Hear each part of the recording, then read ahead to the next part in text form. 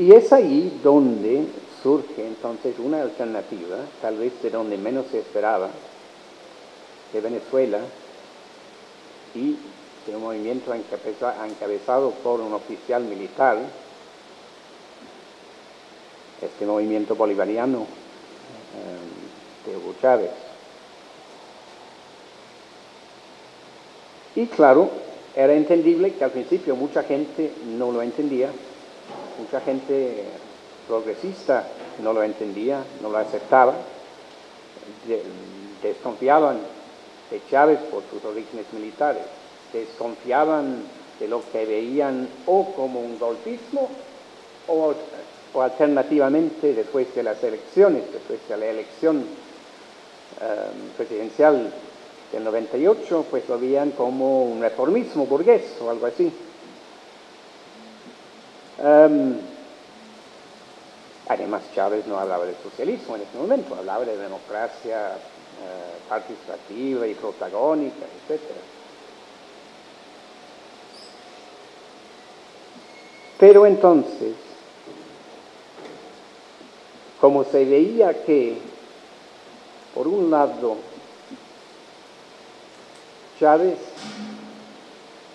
y su gobierno y ese movimiento complejo, el movimiento bolivariano, ya movimiento Quinta República o más que eso, porque siempre ha sido evidente que el movimiento es más grande que las instituciones específicas como el MBR 200 o el MBR o ahora el PSUV, etc. Que el movimiento y el gobierno del presidente Chávez iban tomando medidas decisivas y iban tomando medidas, empezando en el 99 con pues, medidas para recuperar el control de la industria petrolera, para coordinar con otros países productores de petróleo en la OPEP y fuera de la OPEP también, México, Rusia, para lograr una recuperación de los precios del petróleo, pero también, por ejemplo, para implementar de hecho lazos económicos y políticos con Cuba. También pues, los proyectos del Plan Bolívar 2000, el proyecto de las escuelas bolivarianas, etc. Es decir, una serie de medidas concretas que indicaban, sí, que primero, que Chávez estaba en serio en querer implementar una política exterior independiente. Segundo, que estaba serio en cuanto a buscar reafirmar la soberanía nacional, política, militar y económica. Y buscar recuperar, a través principalmente de la recuperación del control de la industria petrolera, tener recursos adecuados para implementar otras políticas sociales y económicas. Y también, claro, la constituyente, ¿sí?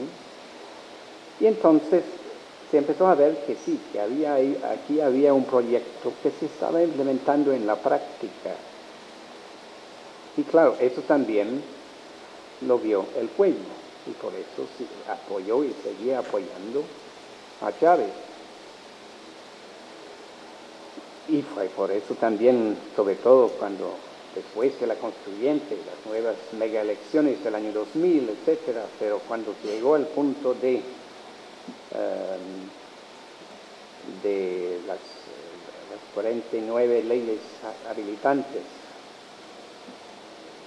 de noviembre de 2001, pues claro, de ahí se iba directamente al golpe de 2002. Y con el fracaso del golpe, entonces se aprofundiza el proceso, el golpe y después el fracaso del golpe, y después, claro, el fracaso del paro. Y en todo esto, no hay duda de que la cuestión del liderazgo de Chávez es crucial. Y es eso que yo creo que mucha gente no ha querido enfrentar.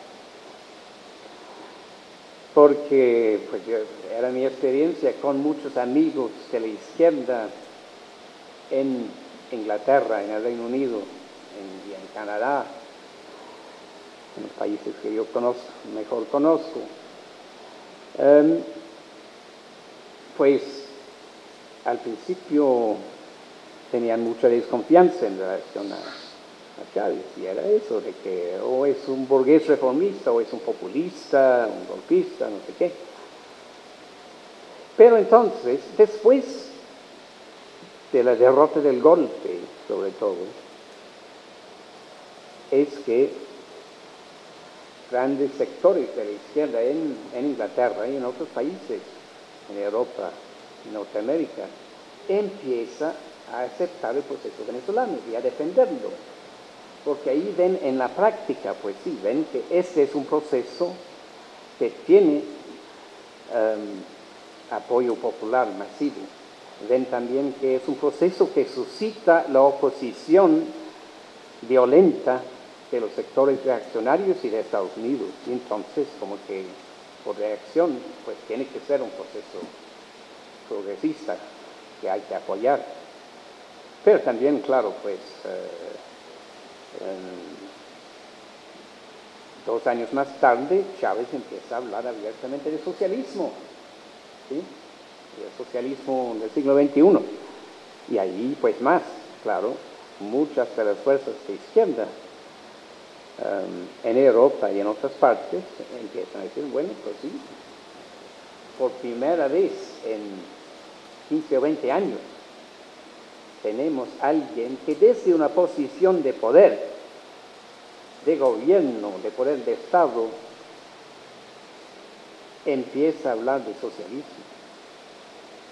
Ese concepto que estaba casi olvidado o sepultado, ahora se estaba recuperando. Entonces, claro, sí empezaron a defender el proceso, pero creo que lo hicieron sin entender realmente cómo había sido posible este proceso y qué características tenía, y sobre todo sin entender esta cuestión del liderazgo de Chávez.